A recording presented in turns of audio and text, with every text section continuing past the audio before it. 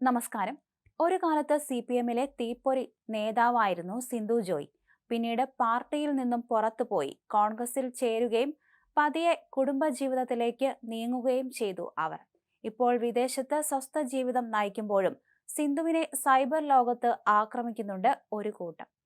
ചെഗുവേരയുടെ ചിത്രങ്ങളും ഇടതുപക്ഷാനുഭാവികളും നടിച്ചെത്തിയവരാണ് സൈബർ ഇടത്തിൽ സിന്ധുവിനെ ആക്രമിക്കുന്നത്. ഇത്തരക്കാർക്ക് ശക്തമായ മറുപടി നൽകിക്കൊണ്ട് സിന്ധു രംഗത്ത് വന്നു. സിന്ധു ജോയുടെ ഫേസ്ബുക്ക് കുറിപ്പ് ഇങ്ങനെ: നീണ്ടൊരു ഇടവേളയ്ക്ക് ശേഷമാണ് ഫേസ്ബുക്കിലെ ഈ കുറിപ്പ്. 2 കാരണങ്ങളായിരുന്നു അതിന് പിന്നിൽ. ബ്രിട്ടീഷ് സിവിൽ സർവീസിലെ ഓഫീസർ എന്ന നിലയിൽ സാമൂഹ്യ മാധ്യമങ്ങളിൽ ഇടപെടാനുള്ള പരിമിതിയായിരുന്നു പ്രധാന കാരണം. വർഗീയമായും രാഷ്ട്രീയമായും പരസ്പരം പാഴ്വാക്കെറിഞ്ഞ് ആത്മരതിയടങ്ങുന്ന മുഖമില്ലാത്ത ഒരു കൂട്ടരുടെ ലാവണമായി സോഷ്യൽ മീഡിയ താഴ്ന്നടിഞ്ഞു പോയതാണ് രണ്ടാമത്തെ കാരണം. പൊന്തക്കാട്ടിൽ ഒളിച്ചിരുന്ന് ഓലയിടുന്ന കുറുക്കന്മാരെ പോലെ പകൽ വെളിച്ചത്തിൽ മുഖം കാണിക്കാത്ത ചില ശൃഗാല സന്തതികൾ ഒറ്റയ്ക്കും തെറ്റയ്ക്കും എന്റെ പേര് പറഞ്ഞ് ഇടയ്ക്കിടെ അപശബ്ദം കേൾപ്പിക്കും.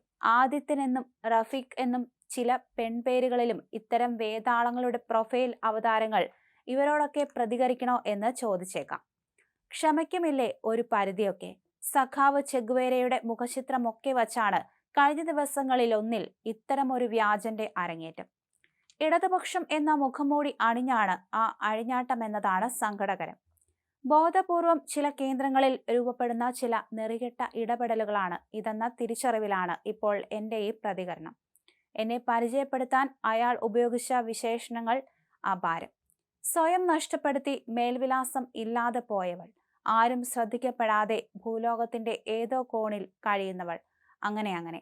എന്റെ പ്രിയപ്പെട്ട സുഹൃത്തും എഴുത്തുകാരിയുമായ കബനിയാണ് ഇതെന്റെ ശ്രദ്ധയിൽപ്പെടുത്തിയത്. ഒരു പൊട്ടിച്ചിരിയിൽ പ്രതികരണം അവസാനിപ്പിക്കാനാണ് ഞാൻ ആദ്യം ആലോചിച്ചത്. മുഖം നഷ്ടപ്പെട്ട ചില വികല ജന്മങ്ങൾ ആ പോസ്റ്റിനടിയിൽ കമന്റിട്ടും അർമാദിക്കുന്നത് കണ്ടു. വസ്തുതാവിരുദ്ധവും അപകീർത്തികരവുമായ കമന്റുകൾ. ഇത്തരത്തിൽ അപകീർത്തിപ്പെടുത്താൻ ഒരുമ്പെടുന്നവരോട് ഒന്നേ പറയാനുള്ളൂ: നിയമത്തിന്റെ ഏതറ്റം വരെയും ഞാൻ പോകും. പൊതുരംഗത്തു നിന്ന് മാറി നിൽക്കുന്ന ഒരു സ്ത്രീയോട് പുലർത്തേണ്ട മാന്യത നിങ്ങൾ കാണിക്കുന്നില്ല. അത് നിയമവിരുദ്ധമാണ്. എന്റെ ഫോട്ടോ ദുരുപയോഗിച്ചത് പോലും ശിക്ഷാർഹമായ കുറ്റം തന്നെ. ഇപ്പോഴും ഇന്ത്യൻ പൗരത്വം നിലനിർത്തുന്ന ഒരു വ്യക്തി എന്ന നിലയിൽ ഭരണഘടന ഉറപ്പു നൽകുന്ന നിയമപരിരക്ഷ എനിക്കുണ്ട്. ഇനി ആദിത്യന്മാരുടെ അറിവിലേക്കായി ചില കാര്യങ്ങൾ. ഞാൻ 8.5 വർഷം മുൻപ് അതിസമ്പന്നനായ ഒരു പാസ്റ്ററെ കല്യാണം കഴിച്ച് അമേരിക്കയിൽ കുടിയേറി എന്നതാണ് ഒരു കഥ. വിവാഹ സമയത്ത് ഏതോ ഓൺലൈൻ മാധ്യമത്തിൽ വന്ന ഒറ്റ വരി വാർത്തയുടെ ചുവട് പിടിച്ചാണ് ആ നരേറ്റീവ്. ഒന്നാമത്, എന്റെ ഭർത്താവ് പാസ്റ്റർ അല്ല, കത്തോലിക്ക സഭയിലെ ഒരു സാധാരണ വിശ്വാസി മാത്രം. രണ്ടാമത്, ഞങ്ങൾ അതിസമ്പന്നരല്ല, മറിച്ച് തൊഴിലെടുത്ത് ജീവിക്കുന്ന സാധാരണക്കാർ.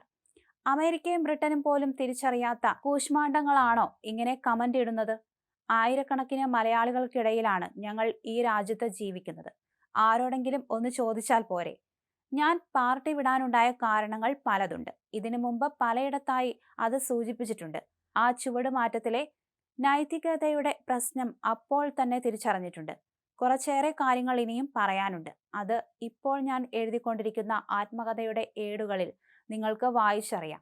മുഖവും വ്യക്തിത്വവും ഇല്ലാത്ത ഇത്തരം ആദിത്യന്മാരോടാണ് ഞാൻ അനുഭവിച്ച നട്ടുച്ചകളുടെ ചൂടൊന്നും നീ അറിഞ്ഞിട്ടില്ല. ഇലക്ട്രിക് ലാത്തിയുടെയും ചൂരൽ ലാത്തിയുടെയും നൊമ്പരപ്പാടും നീയൊന്നും തിരിച്ചറിഞ്ഞിട്ടുണ്ടാവില്ല. ഗ്രനേഡ് വീണ് തകർന്ന കാൽപാദവും ജയിലിൽ കഴിഞ്ഞ ആഴ്ചവട്ടങ്ങളും സ്വകാര്യമായ എൻ്റെ ഒരു നേട്ടത്തിനും ആയിരുന്നില്ല. അതുകൊണ്ട് സഹോ, തെരഞ്ഞെടുപ്പ് അടുക്കുമ്പോൾ ഇത്തരം പിതൃശൂന്യതയുമായി ഇനി ഈ വഴിക്ക് വരരുത്. ഇത് സിന്ധു ജോയിയാണ്. ലാൽ സലാം. ഇങ്ങനെയാണ് ആ കുറിപ്പ് അവസാനിപ്പിക്കുന്നത്.